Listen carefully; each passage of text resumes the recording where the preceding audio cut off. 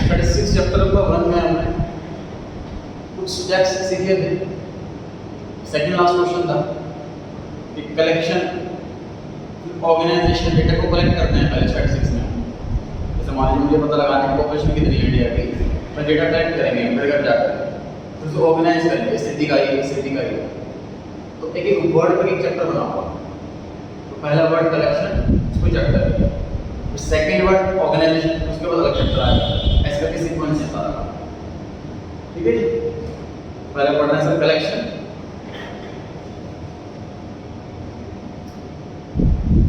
नीचे बनाया हुआ फ्लो चार्ट में पढ़ रहे हैं कलेक्शन ऑफ डेटा के नीचे प्राइमरी डेटा,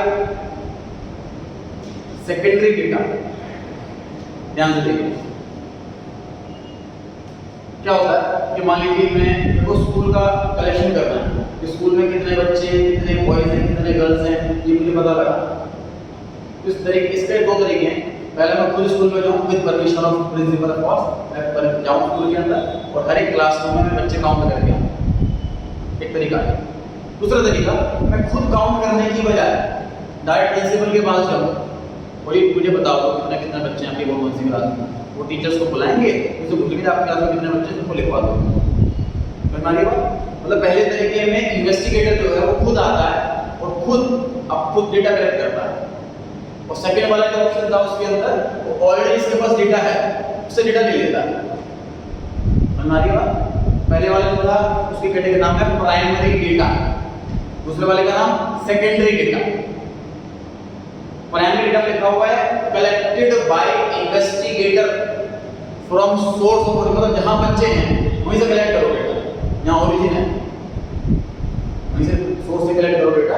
और सेकेंडरी वाले में ओरिजिनल डेटा नहीं होता है, ये तो डेटा ऑलरेडी एग्जिस्ट कर रहा है, वहां से हम कलेक्शन कर रहे हैं। क्लियर हो गई बात? दोनों बताओ टाइम कंज्यूमिंग कौन सा है? प्राइमरी वाला। दोनों में सस्ता कौन सा है? सस्ता कौन सा दोनों में? सेकेंडरी वाला। भाई प्राइमरी वाला तो ज्यादा लोग लेंगे ना। तो मान लो मैं प्राइमरी वाला सोच करके आया हूं तो मुझे कम से कम 10 लोग भेजने पड़ेंगे स्कूल में। एक बंदा काउंट कैसे करेगा सारे स्कूल के बच्चे? और अगर मुझे सेकेंडरी वाला सोच करके आऊं, एक ही बंदा बहुत है ना। सस्ता पड़ेगा सेकेंडरी वाला, पढ़ेंगे हम चैप्टर में आगे जाकर सस्ता कौन सा महंगा, हर एक के फायदे हर एक के नुकसान।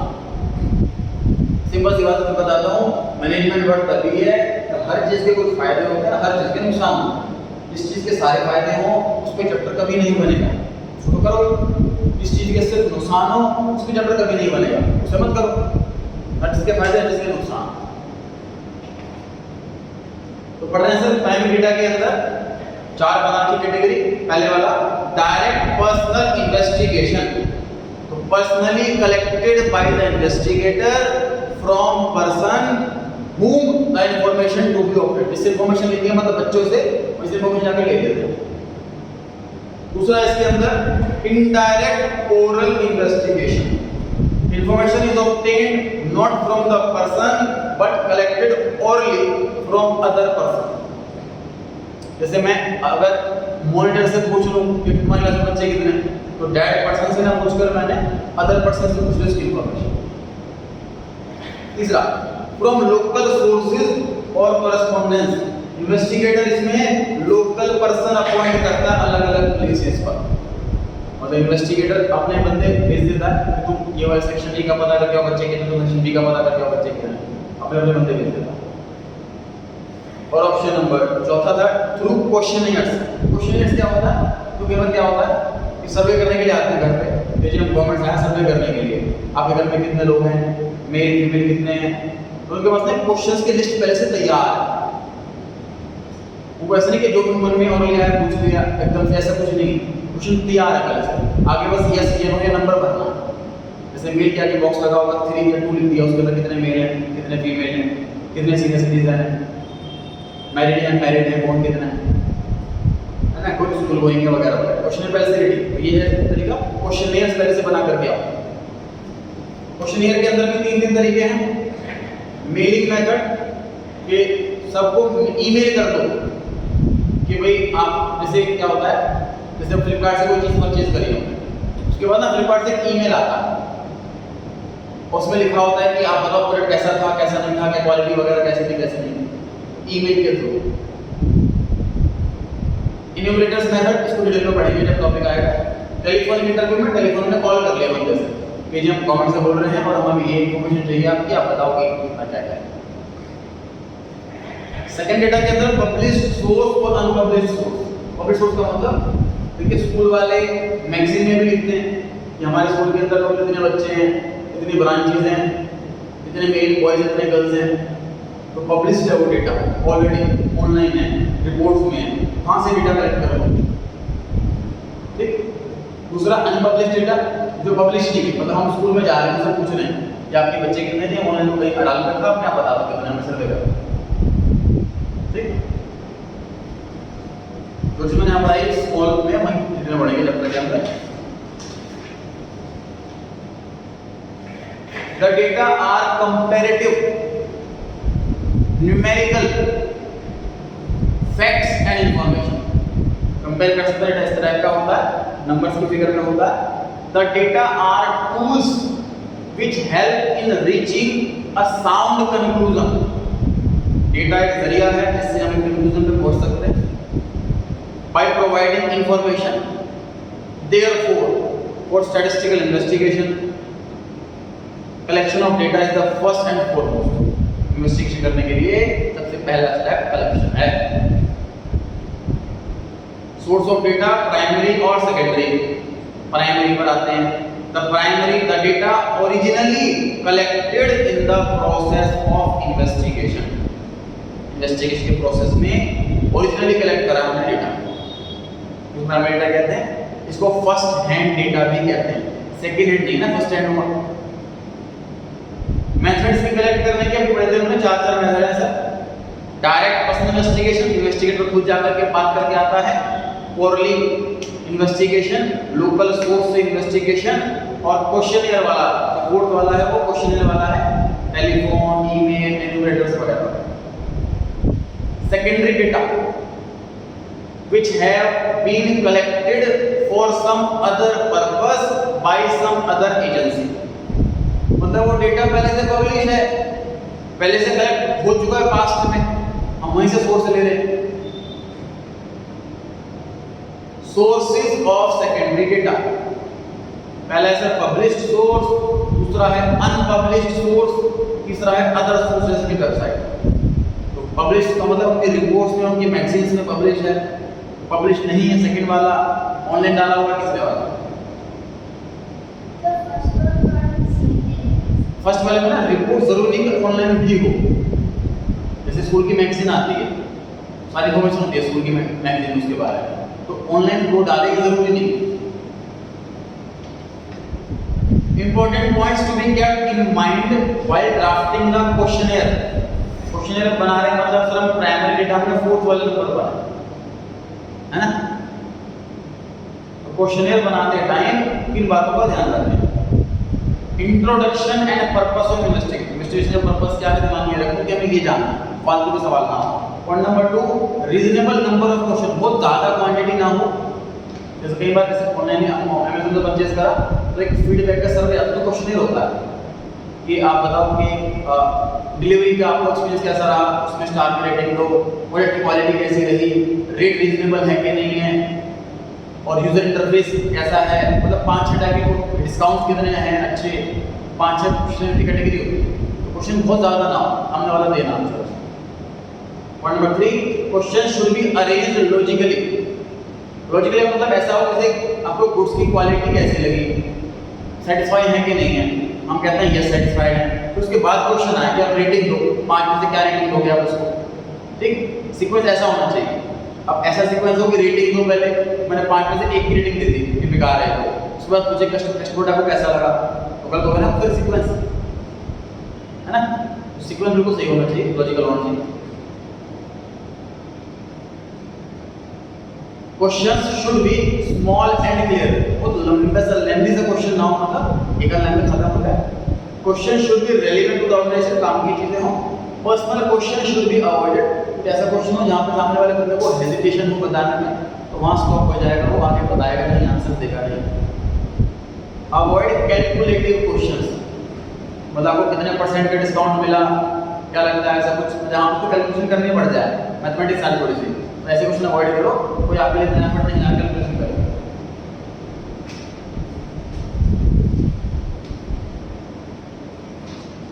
एवरीडी ने लीजिए यहाँ तक कितना पढ़ा हमने, कुछ और तो क्वेश्चन फिर आगे बढ़े हैं।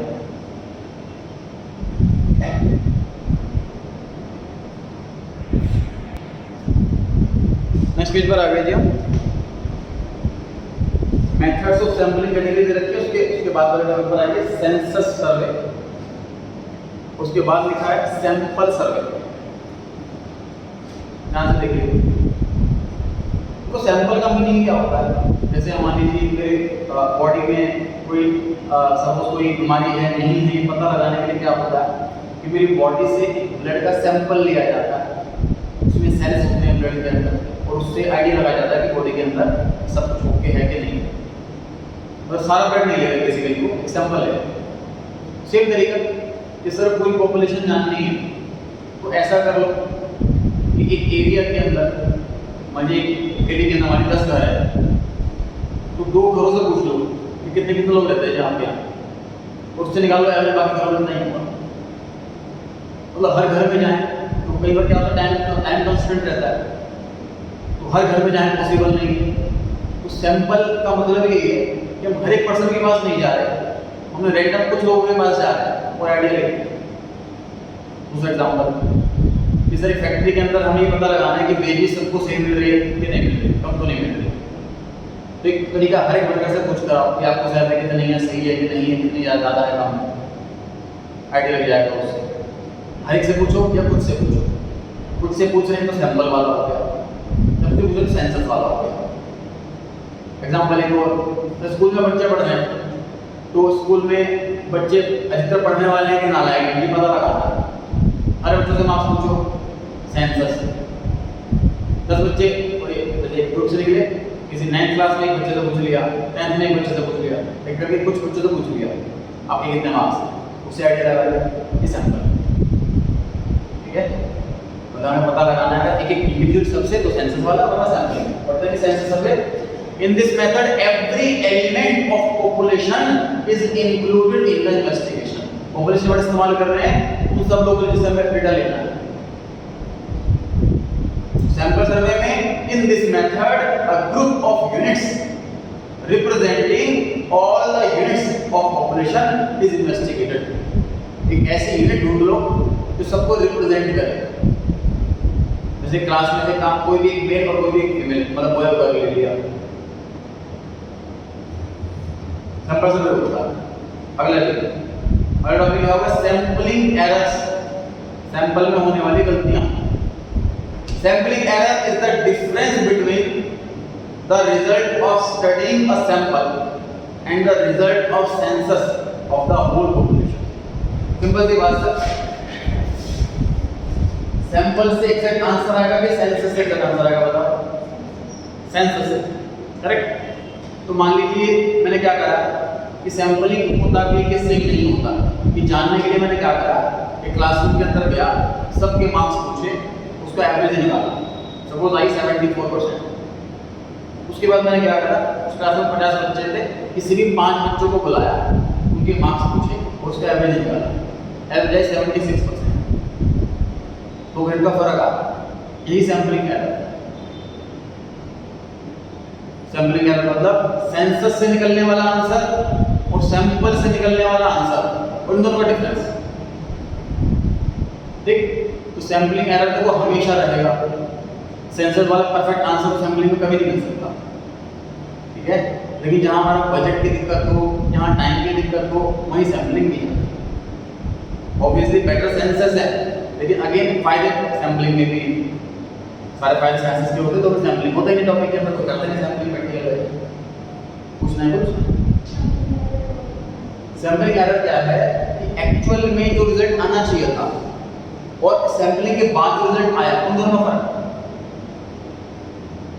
ठीक है, हर एक बच्चे के मार्क्स का एवरेज 74 है, सैंपल करा 5-6 बच्चों का, तो एवरेज 76 आया। 2 का फर्क आ, तो 2 में फर्क आया, 2% ही सैंपलिंग एरर। ये 72 भी हो सकता था, कम ज़्यादा भी हो सकता था।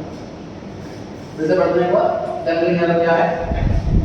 Sampling error is the difference between the result of studying a sample study करना and the result of census करना, तो दोनों में डिफरेंस है। आगे बढ़ते नॉन सैंपलिंग एरर मतलब it can occur in any type of survey whether it be a census or sample, मतलब एक ऐसी एरर, देखो सैंपलिंग एरर क्या है? जो एरर सिर्फ सैंपलिंग की वजह से। नॉन सैंपलिंग एरर क्या है?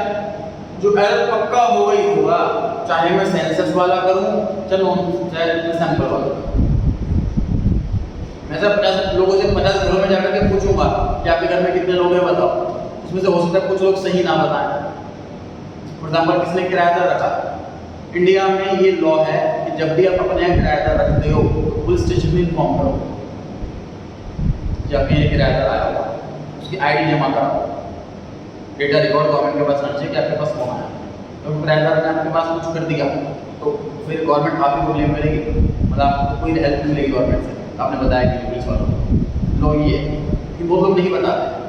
उसका रीज़न ये भी होता है कि रेंट एग्रीमेंट बनने का खर्चा होगा, कौन करे? रेंट एग्रीमेंट बनवाएंगे तो नंबर 1 में पैसा आएगा, इसमें इनकम टैक्स में जाएगा तो कौन करे? उसको बचने के लिए लोग नहीं कर पाते। तो कुछ लोगों ने झूठ बोल दिया, बताया नहीं किराएदार नहीं है, तो सैंपल में भी वही बात है, सेंस में भी वही बात है। तो कुछ ऐसे एरर तो दोनों ही कैटेगरी में हो, ऐसे एरर्स को नॉन सैंपलिंग एरर कहते हैं। समझो कि कॉमन वाला एरर है तो दोनों नहीं होंगे। टाइप्स ऑफ सैंपलिंग एरर है, फिर उसके बाद आते हैं अगले टॉपिक पर census of India and national sample survey office NSSO। Perform में मांगे जाते हैं एग्जाम में, कई बार इसके कई बार ऑप्शन में 4 दिए होते हैं, ऑप्शन चारों के वर्ड अलग कर देते हैं बस, उसके आपको परफॉर्म याद रखनी है। National sample survey office NSSO, इनका काम ही होता है सर्वे वगैरह करवाना, किसी चीज का सर्वे करना होता है। The census of India provides the most complete and continuous demographic record of population. Population पता लगाना काम नहीं होगा। The NSSO was established by the government of India to conduct nationwide survey on socio-economic issues, जैसे कि employment कितनी है, सर्वे करके आएंगे कितने लोग बेरोजगार बैठे हैं, कितने की नौकरी लगी हुई है, लिटरेसी कितने पढ़े लिखे हैं, कितने पढ़े लिखे नहीं हैं, maternity, child care, utilisation of public distribution system, जो पब्लिक जो हो गया कितना यूटिलाइज हो रहा है वो, तो सब लोग से पूछा जाएगा कि आप ऑफिस कैसे जाते हो, पब्लिक ट्रांसपोर्ट से जाते हो, प्राइवेट व्हीकल से जाते हो, कैसे जाते हो, ये हर की सर्वे की जाएगी, उससे आइडिया तब होगा कि ऐसे आगे अपनी पॉलिसी में चेंज लाना। The data collected by NSSO survey was released through reports and its quarterly journal सर्वेक्षण। नाम से जर्नल आता है क्वार्टरली, उसमें इन्फॉर्मेशन लिखी होती है कि अब इंडिया में ये पोजीशन है, इतने सपोज इतनी डेथ बाय एक्सीडेंट है, इतने डेथ बाय कोविड है, या इतनी बर्थ है, और इतने परसेंट लोग पब्लिक ट्रांसपोर्ट यूज करने से फॉरेन में कहते हैं कि 80 से 90% लोग पब्लिक ट्रांसपोर्ट यूज करते हैं, फैसिलिटी इतनी अच्छी पब्लिक ट्रांसपोर्ट है। इंडिया में फैसिलिटी कम है, इंडिया में सिर्फ 4% यूज करना है पब्लिक ट्रांसपोर्ट, अपनी फैसिलिटी मतलब अपनी कन्वेंस यूज करते हैं, और फिर सर्वे एनालिसिस को यही बता पाता है, इसको ये क्लियर कर पाता है। मेडिकल लीव में बड़ा कितना बड़ा है जाके बढ़ते हैं।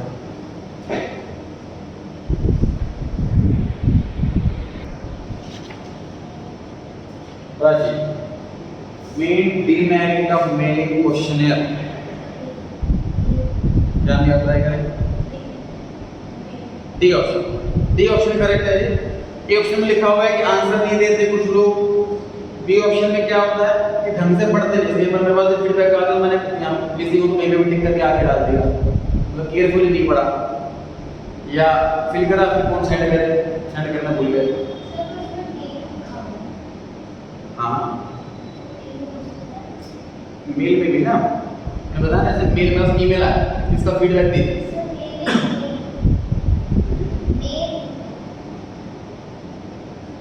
मेन डिवाइड करेगा। अच्छा मेन वर्ड की वजह से आप क्या, अच्छा मतलब ज़्यादा मैं क्यों कह रहा हूँ, उस हिसाब से आपका आंसर एक ही ठीक बन रहा है। लेकिन इसमें ना जो सभी को मेन कहा गया क्वेश्चनियर वाले केस के अंदर, मेन वाले केस के अंदर आपका पॉइंट भी ठीक है, लेकिन क्वेश्चनियर के अंदर सभी को मेन कहा गया कि सभी बहुत ज़्यादा वजह रहते हैं। 14 Yashika, what type of question should not be included in a questionnaire? Personal question नहीं होना चाहिए, C option. Raji 15 census of India collect data related to demography, D option. 16 Janvi, कौन सा सबसे महंगा तरीका है? बी ऑप्शन, पर्सनल इन्वेस्टिगेटर जाकर के डेटा कलेक्ट कर गया। 17 यशिका, कौन सा मेथड इंक्लूड नहीं किया जाता डेटा कलेक्शन के लिए?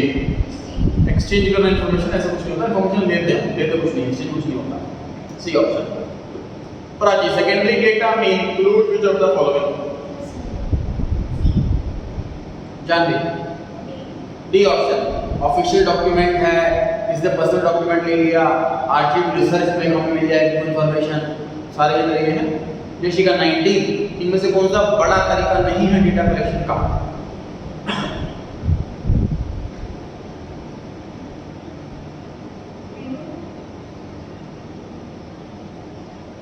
हाँ जी